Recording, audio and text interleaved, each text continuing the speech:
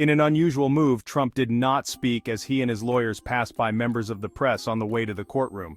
His silence spoke volumes, a stark contrast to his usual verbosity.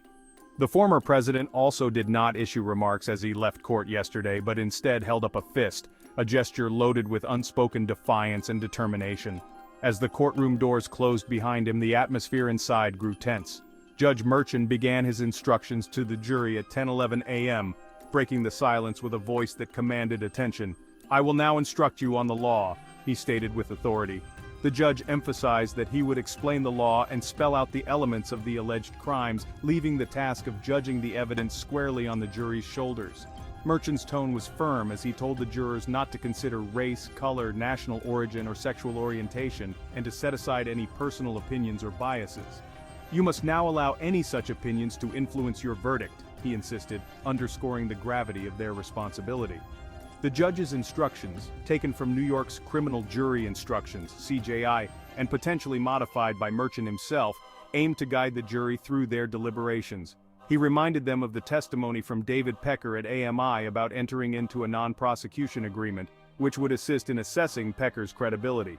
Additionally, he mentioned the testimony regarding the FEC's investigation into a payment to Stormy Daniels, clarifying that while this context was crucial for understanding Cohen's credibility, it could not be used in determining Trump's guilt.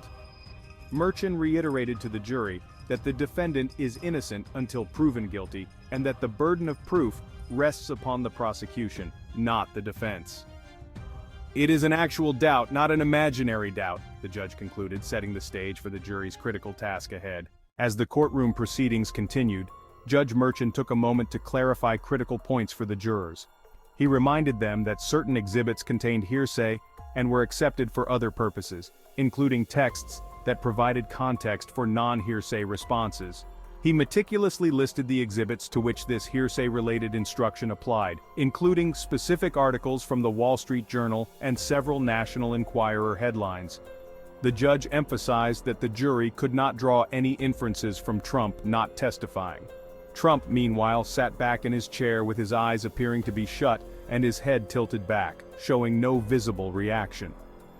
"The defendant is not required to prove that he is not guilty," Merchan stated firmly. "The defendant is not required to prove or disprove anything." Merchan also instructed the jurors to carefully consider the credibility of each witness. "You must decide whether a witness told the truth or is accurate or instead testified falsely or was mistaken," he elaborated. He added that if they found a witness to have given intentionally false testimony, they could disregard it. The judge then turned his attention to Michael Cohen, reminding the jury of Cohen's status as an accomplice. Under New York law, a defendant cannot be convicted on the testimony of an accomplice unless it is corroborated by other evidence. However, this other evidence does not need to independently prove the crime. What is necessary, Merchan explained, is that the jury is convinced there is material, believable evidence independent of Cohen's testimony that connects Trump to the commission of the crime. Judge Merchan's instructions were clear, aimed at ensuring the jurors understood the gravity of their role and the legal principles they must adhere to. Each word added weight to the already heavy atmosphere, setting the stage for the critical deliberations that lay ahead. As Judge Merchan's voice echoed through the courtroom, the jurors sat in silent contemplation, absorbing the gravity of the instructions. The weight of their responsibility seemed to settle heavily on their shoulders. The air was thick with tension, and the only sounds were the occasional rustle of paper as jurors took notes and the soft hum of the overhead lights. Merchan had just finished explaining the legal intricacies of the acting in concert instruction, detailing how one person can be held criminally liable for the actions of another if they intentionally aided in the commission of the crime. He clarified the elements of the felony falsification charge, emphasizing that business records could be electronic and that the intent to defraud did not require advanced planning. Several jurors leaned forward, their pens scratching furiously on notepads as they tried to keep up with the judge's detailed explanations. The phrase, "general intent to defraud suffices," seemed to resonate, prompting many to underline it in their notes. Merchan's methodical breakdown of how prosecutors elevated the charges to a felony by linking business fraud to election-related crimes added another layer of complexity to their task. The judge's words about New York election law 17-152, which prohibits conspiracies to sway elections through unlawful means, hung in the air. Jurors exchanged glances, their expressions a mix of determination and uncertainty. They knew that their verdict would not only impact the defendant, but also set a precedent for future cases.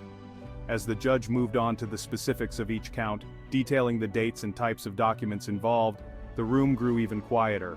The jurors' faces were a study in concentration, their eyes fixed on Merchant as he spoke. The enormity of their role was clear. They were the final arbiters of justice in a case that had captured the nation's attention. In this moment of silent reflection, the jurors understood that their decision would reverberate far beyond the walls of the courtroom. The fate of the defendant, the integrity of the legal system, and the public's trust in justice were all in their hands. And as they prepared to deliberate, each juror silently vowed to uphold the principles of fairness and truth. As Judge Merchant concluded his instructions and the lawyers huddled around the bench for a private conference, the atmosphere in the courtroom shifted. The jurors, now armed with a comprehensive understanding of the legal framework, retreated to the deliberation room. They carried with them the weight of the evidence, the judge's clarifications on motive and intent, and the significance of their role in this historic trial. In the deliberation room, the tension was palpable. The jurors took their seats around the large table, their faces etched with determination and uncertainty. The foreperson broke the silence. Let's start with the requests we've made for testimony. We need clarity on David Pecker's conversations and Michael Cohen's statements about the Trump Tower meeting. As the jurors began to discuss, their voices were hushed but earnest. Each piece of testimony was scrutinized, each note and underline from their notepads brought into the conversation. The room was filled with the sound of turning pages and the occasional murmur of agreement or dissent. Outside, Trump addressed reporters in the hallway, calling the trial rigged and emphasizing the importance of the upcoming election. His words echoed through the corridors, a stark reminder of the high stakes involved. "We have a very serious problem here. I mean, our country's going bad," Trump said. "But we're going to win this election. November 5th is going to be the most important day in the history of our country." Back in the deliberation room, the foreperson read aloud the jury's second note to the judge, requesting to rehear the judge's instructions. "We need to be absolutely certain about the legal definitions and the elements of the charges," one juror said, nodding in agreement. They knew that their decision would have far-reaching consequences, not just for the defendant, but for the integrity of the legal system. Judge Merchant brought the jury back into the courtroom, including the alternates. He asked for clarification on whether they needed the entire instructions again or just a specific portion. The jurors conferred briefly before the foreperson responded, "We need the entire instructions again, Your Honor. We want to ensure we understand every aspect thoroughly." As they settled back into their seats, the gravity of the moment was undeniable. The jurors were committed to upholding the principles of fairness and truth, knowing that their verdict would resonate far beyond the walls of the courtroom. The fate of the defendant, the integrity of the legal system, and the public's trust in justice were all in their hands. And as they prepared to make their final decision, each juror silently vowed to uphold the principles of fairness and truth, understanding that their verdict would reverberate far beyond the walls of the courtroom. As the clock struck 4:06 p.m., the jurors were dismissed for the day after several intense hours of deliberations. The weight of their responsibility was evident in their weary expressions as they filed out of the deliberation room.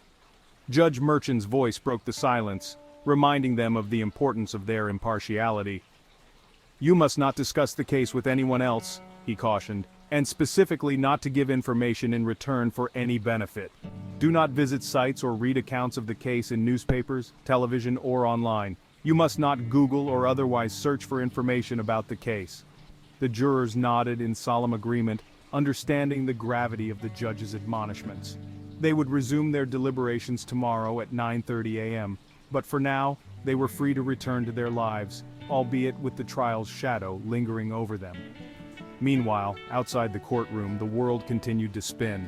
Trump's campaign sent out a fundraising email that afternoon emblazoned with the alarming headline, "I could be in jail tomorrow." The email urged supporters to donate to the Trump campaign before the final verdict in my Biden trial of the century, accusing Democrats of using every disgusting trick in the book to eliminate MAGA. Despite the dramatic plea, the reality was more nuanced. Trump might not face any jail time, even if found guilty. If the judge decided upon jail time, it could take weeks until a sentence was determined and delivered. However, Judge Merchan held the power to throw Trump in jail with little notice if he violated his gag order, a threat he had made during witness testimony. As the sun set, casting long shadows over the courthouse, the jurors returned to their homes, carrying with them the burden of an unfinished decision. The world outside buzzed with speculation and anticipation, but within the confines of their minds, the jurors knew that only their collective judgment could bring this chapter to a close. The evening pause offered a brief respite, a moment to breathe before the weight of their duty bore down upon them once more. Tomorrow would bring another day of deliberation, another step closer to the final verdict that would echo through the annals of history.